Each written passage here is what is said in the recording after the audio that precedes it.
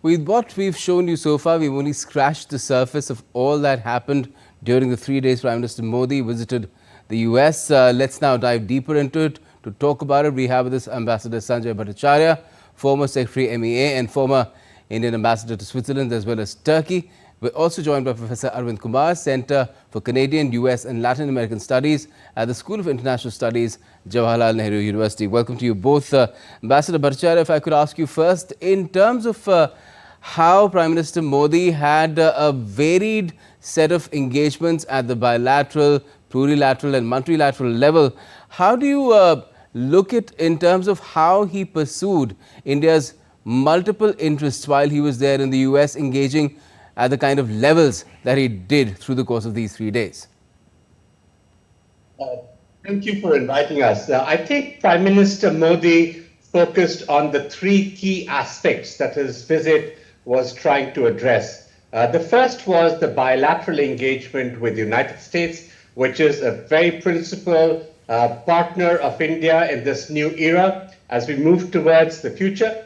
And in that, the meeting with President Biden was very significant, and also the engagement with the CEOs and with the Indian diaspora. The second element for which he was there was something that actually is something that is of the emerging global geopolitics, which is the Indo-Pacific and the Quad, which is an essential element of that. And the Quad leaders meeting, which was hosted by President Biden, was something that Prime Minister contributed to. And I think in this particular Quad meeting, they came out with a very, very substantive document which outlines the very broad agenda that the Quad has set out. And I think for the first time, it also spells out the kinds of actions, particularly in the security domain, in addition to all the other areas. And the third element of his visit was to New York, where he addressed the Future Summit, so that the UN and its related multilateral organizations can make themselves relevant in today's contemporary context. Because while the UN reflects the realities of the post-Second World War of the 1945 era, what it does not fully represent are the changes that have happened and the aspirations and hopes of the developing world of the global south. And I think Prime Minister emphasized that very, very eloquently. Certainly.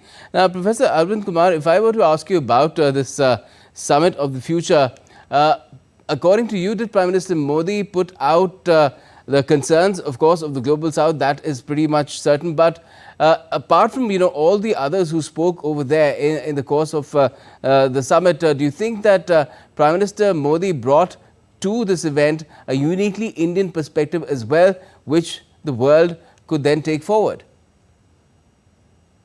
Thank you very much for inviting me.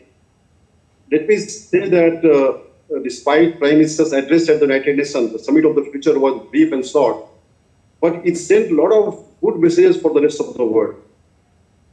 The first which he had put the emphasis was on sustainable living. And that is something that speaks volume about India's intent in addressing the larger global problem. The second thing which he talks about, and that is again very critical in the current context, especially when the world is ridden by conflict and war, when he talked about that now the time has come that we should look into the major aspect of policy, that is multilateralism, and how that could be central to the larger aspect of the growing problem in the world. So multilateralism, again, he emphasized. And the third thing which he again was talking about was about how best because of the changing nature of the world, how best the UN itself should get reform. And that was the emphasis that how the reforms of mechanism should really be done as soon as possible. I think these three key points, the takeaways from Prime Minister Modi's very short and brief address at the United Nations. Yes, certainly. And Ambassador Bhattacharya, in terms of giving India's own example to showcase or show to the world, through kind of a demonstration, a QED, as to how things can be transformed, do you think Prime Minister Modi gave something of value to the other attendees as well as to what could be done in tackling a multiple nature of problems in different parts of the world? Oh, absolutely. Because I think what has emerged over the last decade or so is that the example of India has come out not only as an economy that is growing in a very robust manner, but also one that is addressing the needs of its citizens and also engaging with the global community at package the ले same. लेते हैं.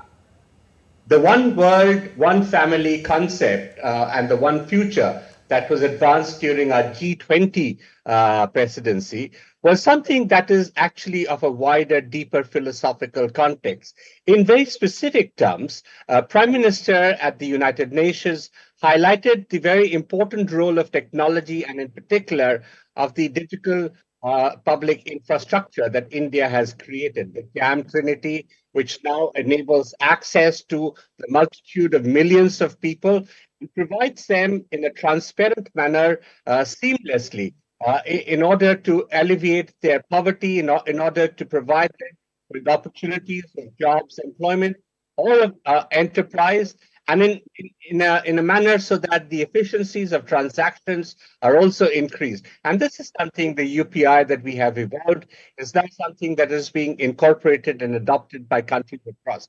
The example that Prime Minister gave of lifting 250 million people out of poverty is another striking example of how India has managed and how in today's world where food security has become a very important area of concern, particularly when we have conflict situations as we do in Ukraine and Gaza.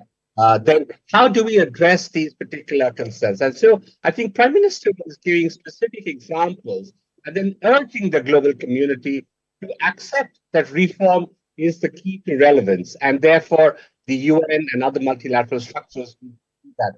Similarly, I think in some of his bilateral meetings as well, the meeting with President Zelensky of Ukraine was one in which I think, the initiative that was taken up with Prime Minister's visits to Moscow and Kyiv, and now with meeting Putin, with meeting Zelensky again, I think the importance of trying to have diplomatic, negotiated solutions rather than solutions on the battlefield is something that the 21st century must embrace because human beings have evolved, and can we not evolve the ways in which we resolve our issues? I think India way, so to say, was being exposed by Prime Minister in many, many different examples.